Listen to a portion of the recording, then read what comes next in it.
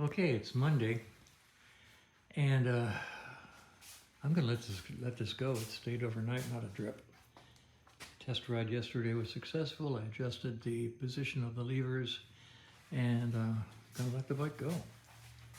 And just for grins, let's do this exact same video a second time using the new microphone that I just bought. So stand by for a repeat.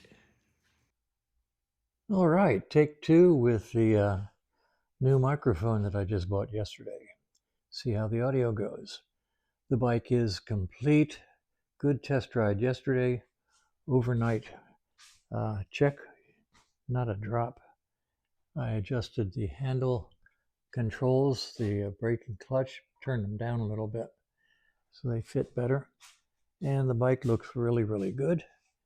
And I'm going to let the client have it.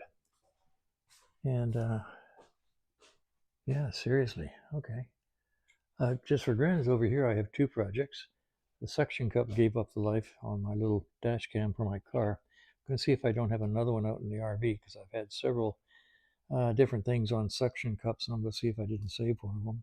That'd be nice. And this is the window screen out of my RV. I had to repair the corner, and I made these gussets to make it stronger. So I'll take this out and install it out in the RV, just like that. I think the gussets will keep it from breaking again. So that's what I'm going to be doing today. Gusseting the RV, looking for a suction cup, and releasing this to the client. And that is the end of this audio check.